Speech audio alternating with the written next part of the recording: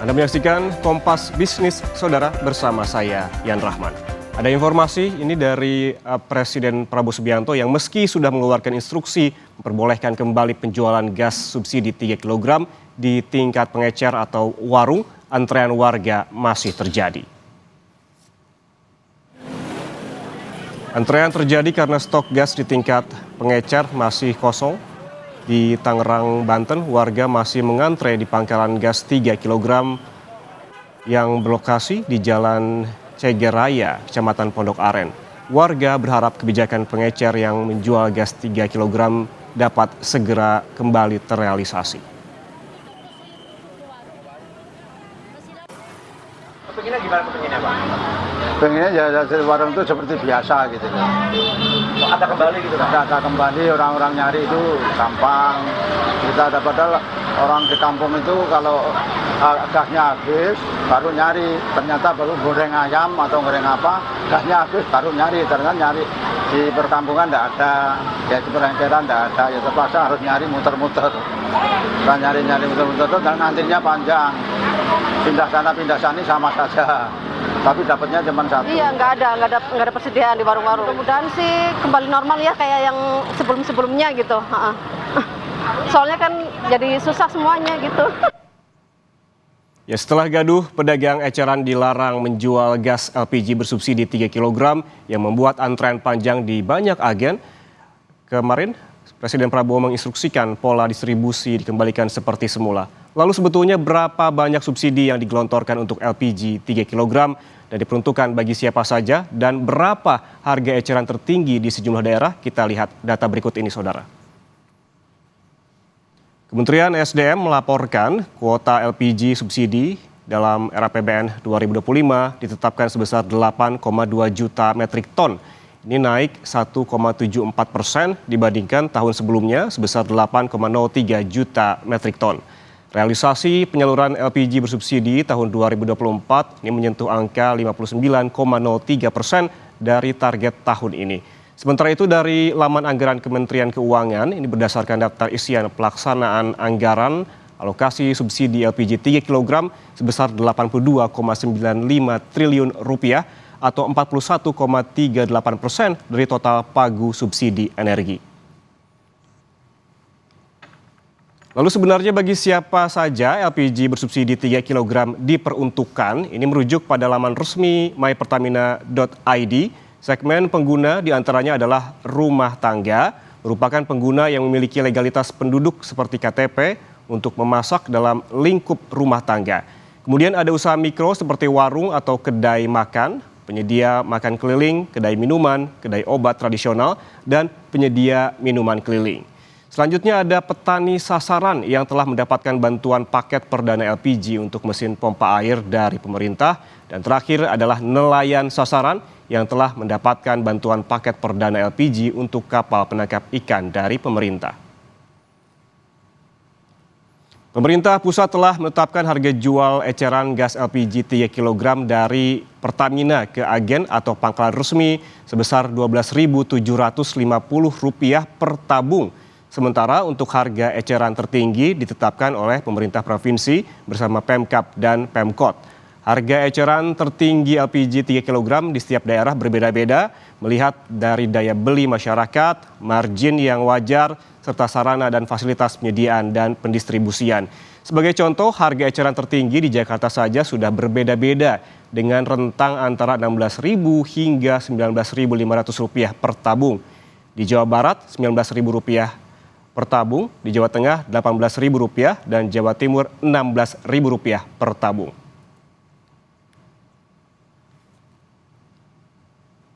Namun karena kondisinya 1-2 hari ini menjadi belum terbiasa masyarakat sehingga ada antrian, kita kembalikan lagi dengan suatu sistem yang sama di mana pengecer boleh menjual, namun itu ditingkatkan statusnya menjadi sub pangkalan, gitu kan ya. Nah, mekanismenya sama, pengelolaan distribusinya sama, hanya saja dengan ditingkatkan menjadi sub pangkalan, artinya semua secara digitalisasi bisa terkontrol, yang hanya tadi sampai pangkalan bisa sampai sub pangkalan. Tujuannya apa? Digitalisasi mengcover itu tepat sasaran subsidi yang diberikan kepada masyarakat.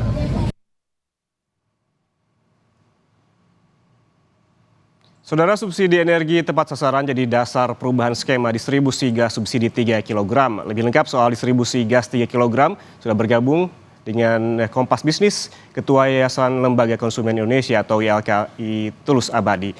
Selamat pagi Pak Tulus. Selamat pagi Mas Yan. Pak Tulus, ini sudah dikembalikan lagi LPG bersubsidi 3 kg ke tingkat pengecer setelah sempat gaduh karena ada pelarangan begitu. Kemudian yang jadi pertanyaan sekarang ada fenomena juga bahwa banyak antrean hingga kini masih terjadi di masyarakat seperti berita sebelumnya. Ada antrean di Tangerang. Bagaimana pantauan ataupun catatan Anda terkait hal ini?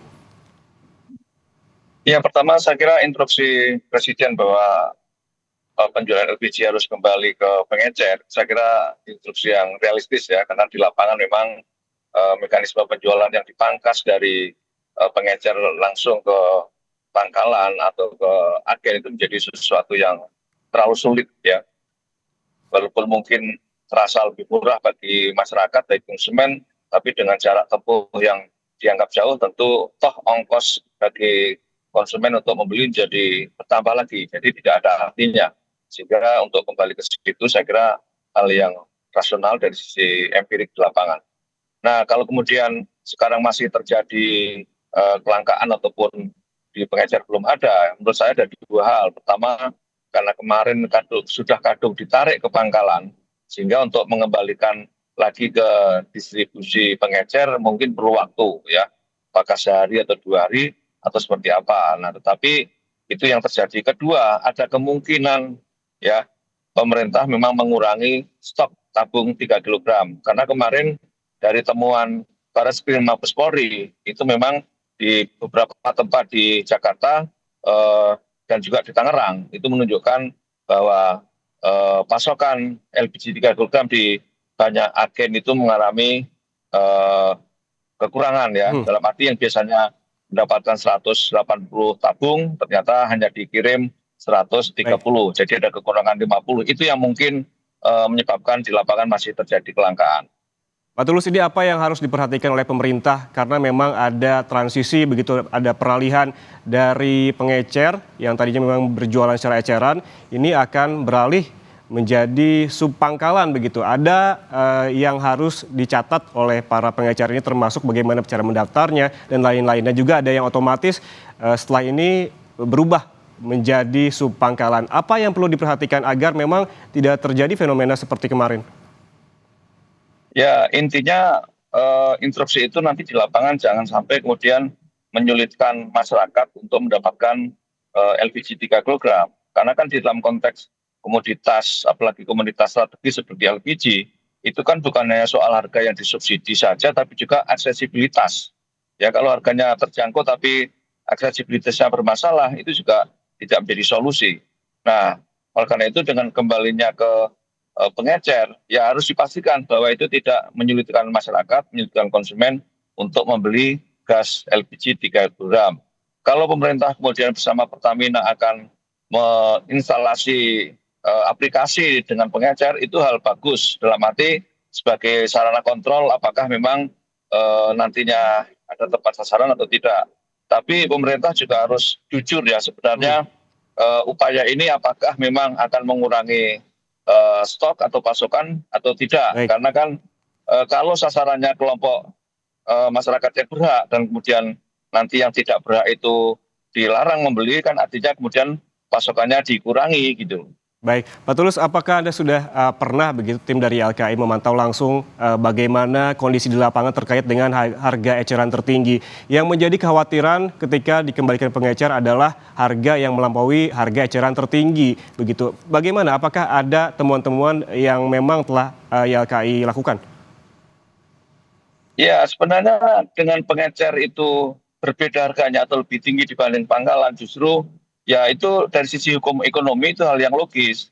Nah, sebenarnya niat pemerintah untuk memangkas di pengecer itu hal yang positif karena kemudian harganya bisa turun ya ke kalau di pengecer jadi tidak ada. Tapi kan kalau sulit diakses itu kan masalah lagi gitu. Baik. Ini yang saya kira spirit yang bagus, tetapi harus dengan cara yang bagus gitu.